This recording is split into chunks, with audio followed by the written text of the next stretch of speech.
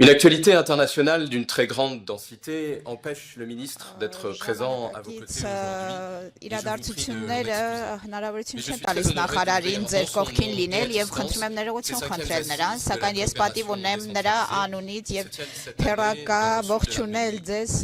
Հայաստան-Ֆրանսիա ապակենտրոնացված համագործակցության համաժողովին։ Այսօր եկել են ընտրված ներկայացուցիչներ Ֆրանսիայից, ամբողջ Ֆրանսիայից այլ ներկայացուցիչներ եւ ուրախ եմ, որ այսքան մեծականակ հավաքվել եք Ֆրանսիայի եւ Հայաստանի միջև բարեկամության այս հանդիպմանը։ Ֆրանսիայի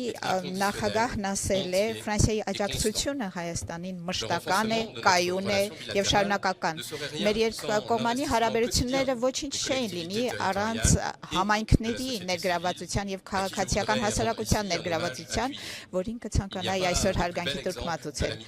Չկա ավելի լավ բարեկամության օրինակ մեր երկու ժողովուրդների միջև։ Այժմ հարկ է ավելի շատ սիներգիա ստեղծել եւ մեր գործողությունը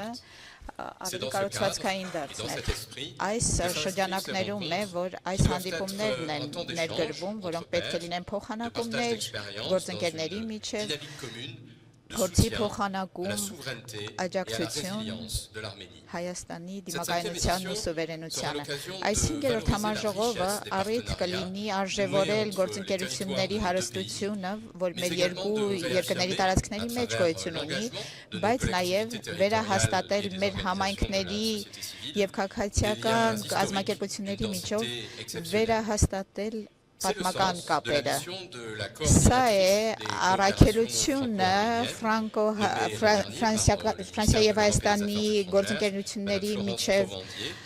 համագործակցության դերը ստանձնող Ֆրանս Պրովանդիեի դերը։ Այս համաժողովը կարևոր հանդիպում է եւ հնարավորություն է տալիս շատ կոնկրետ քննարկել առանցքային թեմաներ, որոնք վերաբերում են ապակենտրոնացված համագործակցության գործողություններին, ի նպաստ տարածքների տնտեսական զարգացման, երիտասարդության, տեղական կառավարման, կանանց դերի մասին կամ Լեռնային Ղարաբաղից տեղահանված բնակիչների կարիքները։ Ձեզ մաղթում եմ հաջող աշխատանք։